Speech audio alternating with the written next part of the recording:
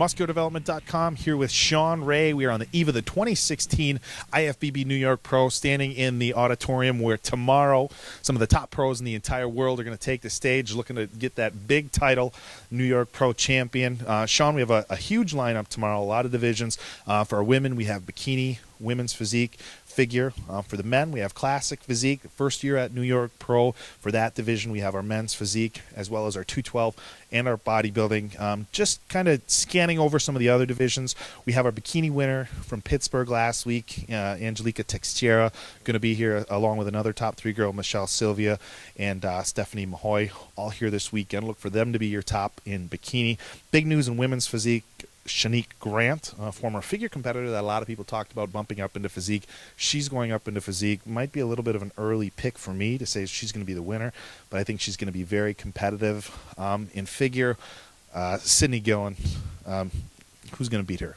Well, I don't know. I mean, you're the expert on that area. I'm here as the bodybuilding expert, but the women's physique is a very competitive category. So is the women's bikini. So is the women's figure. So, I mean, I'm looking forward to it. A year ago, I was at the podium. I had to fill in for Bob Chick, who got stuck in Texas to trying to get here to MC the show. This time around, I'll get to sit in the audience and critique what's going on. But I know last year's was a very tough competitive competition, and this year is going to be no less. And this place is going to be packed. Right. Well, I'll tell you what, guys, moving into our men's divisions, your last year's men's physique champion, George Brown, is going to be here again. First year for men's classic physique. Our Pittsburgh champion, Arash Rabar. Basically, our lineup for men's classic physique looks very similar to what it was for Pittsburgh. We're going to have AJ Farouk and Durham Charles here again. You were in Pittsburgh for the men's classic physique. First year, obviously, in 2016 for that division. The first year they had it in Pittsburgh.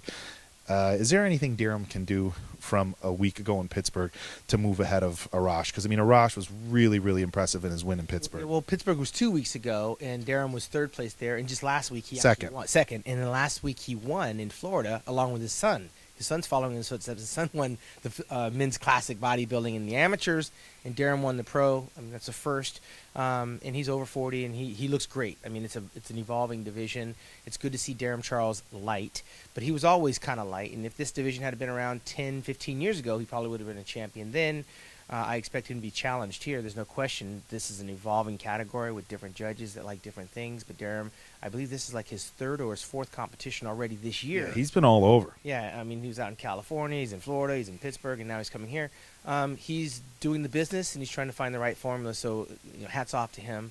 But he'll be rivaled by a few different guys coming up with different looks, and that's going to be interesting. All right, now let's get into the meat and potatoes of this show, especially for our MD followers, our bodybuilding. We have 212 and men's open. We'll start off with our 212. Last year's champ, Guy Cisternino, he got second here 2 years ago to Aaron Clark. If we look at the 212 lineup, not huge numbers, but Guy looks to be your leader in this division. Well, and he's probably the most confident, too. I mean, he won on this competition last year, and he had some choice words for me to say because I had him in second or maybe even third. But second to Kim Jun-ho, yeah, who is actually back this year. Yeah, so this is not a walk in the park. Again, we saw him in Pittsburgh. Guest posing was a little bit heavy. Shawn Clarita is just a little pocket rocket guy, but he's put together. Pocket rocket. Pocket rocket. They call him the giant killer, but he's this big, and he's $150, and he's dynamite. I mean, I saw him compete in person in Vancouver, and a year ago here, he's doing nothing but making gains. And for a little guy, there's a lot to be said for him. But this is not going to be a slam dunk competition for Guy Cisternino. However, he is on home turf. He doesn't have to travel anywhere, so he is the odds-on favorite. And confidence, I will tell you, for Shawn Clarita is at an all-time high. Generally a little bit of a reserved guy. We spoke to him just a little bit ago, actually, and over the past week or so, Shawn's gone on camera more than a few times and said, anybody's beatable on every day. If we asked him flat out, can he beat Guy Cisternino? Dodged that question a little bit, but he did come back with anybody can be beaten. So Shawn's coming in with his confidence at an all-time high.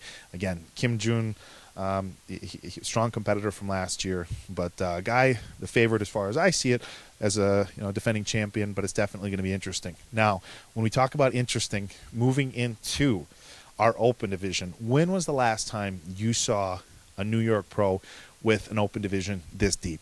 Well, I mean, I was here in the beginning when Steve started this show, probably some 15 years ago, and you had guys that won this competition like Branch Warren and Phil Heath. This was Phil Heath's second pro championship, and Kai Green's the second pro victory was here at the New York Pro Championships. But they join a laundry list of people like Victor Martinez and others. The one that has been elusive is for the Hall of Famer, future Hall of Famer Dexter Jackson.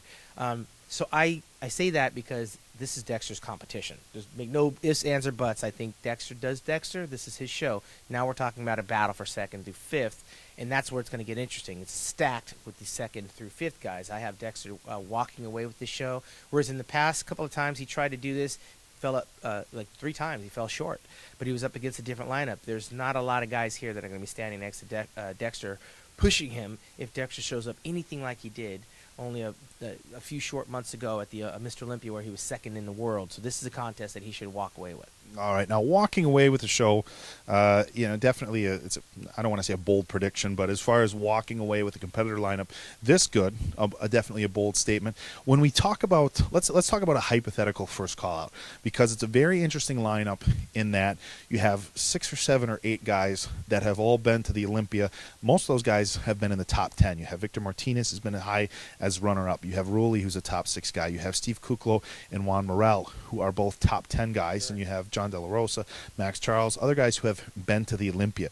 Now, we've hypothesized a lot on musculardevelopment.com. What direction do they go? Are we going to see a Dexter, Rulli, Steve top 3 call out, or are we going to see a 7-person first call out? How do you see this going down? Dexter will be in the first call out and the last call out. After that, we're going to be looking at the battle for second through 6th or 5th place, I imagine, and you're going to have to include the last year's winner in Juan Morel. And then you're going to have the battle with last week's winner from the UK, Rolly Winkler, because he's just got so much freaking muscle. You cannot deny him in a first call out if he's controlling his stomach the way he did last week. And again, he was competing against a weaker lineup. And then you got the vastly improved Steve Kuklo. I'm judging that off of his pictures online. He looked freaking phenomenal. Not even the bodybuilder he was the last time we saw him. And he was outside the top 10 or 10th at the Olympia. So you do have some Olympians, but we have a guy here that's built a career on being in the Mr. Olympia, 14 years to be exact, and he's won every competition on the planet. That's why I say Dexter will be in that first call out. They'll send him back, and then they'll leave everybody else to figure out second through 6th. But I don't really see a whole lot of surprises. The one that I'm really looking forward to is Victor Martinez. Are we going to see the end of Victor Martinez? Because this could be his swan song. He's got to either put up or shut up. He's in his home territory, a contest he's won in the past.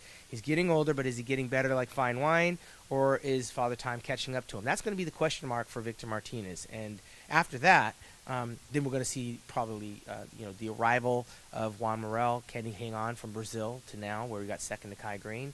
And of course, you got a few other guys that we could throw into the mix. But Rolly Winkler looks like he turned the corner. He's doing the homework and he's drying out. So I'm interested to see what he looks now, like. Speaking of Rolly Winkler and his show over in the UK, you guys know he just won Body Power. Another name kind of coming out of the woodwork, last year's UK BFF overall champion, Nathan De Asha. Now, Nathan flew under the radar a little bit going into Body Power UK. He looked absolutely phenomenal. Now, I won't say that he pushed Rolly Winkler, but he definitely fit in up on that stage. Is this a guy where if Nathan is in his top shape, he can crack that top 5 or 6? Well, he'll definitely get a good look here, but again, this is not the UK lineup. This is a vastly different UK lineup where he was a second place a week ago. He potentially may not be in the top 6 here. That's just because of the depth of the field. So you're only as good as the people you stand next to. And again, Rolly Winkler wasn't one of those guys in the top 5 of the Mr. Olympia a year ago, whereas Dexter was getting second. However, now with all those other guys from the Olympia not being here, it pushes Rulli right up to the front. And, of course, you got a couple other guys who will rise up to the front. But this new cat, he's going to have to earn his stripes up against some serious bodybuilders. All right. Other notable, Blair Moan making his pro debut here. New York kid Dominic Cardona. For you guys who have been following along with Dominic, lost his mother to cancer not that long ago, and she's had a long battle. So our heartfelt condolences go out from everybody at Muscular Development and all the fan base to Dominic in the Cardone family. Kid who grew up here in New York. This show is as special as it gets. Having just lost his mother, we know he's bringing it here. So regardless of where Dominic places here, I think we're all excited to see him on stage. And we just wanted to take a second, Shawn and I, and everybody at musculardevelopment.com to wish Dominic the best of luck in it. Once again, condolences to him and his family. That's going to do it for us, man. Once again, right here in this very ballroom tomorrow, guys, prejudging starts at 11 o'clock. The entire show is a one-day show, so all our divisions are going to be run in one day. They got check-ins, weigh-ins. Tomorrow we'll be there. Prejudging 11 o'clock. That is Eastern time, with finals starting at 6. Make sure you check back. Shawn and I will be on the play-by-play, all the live coverage, videos, live photography, everything you guys are used to from musculardevelopment.com. But that's going to do it for us. So one more time, David Baye with Shawn Ray from the 2016 IFBB New York Pro.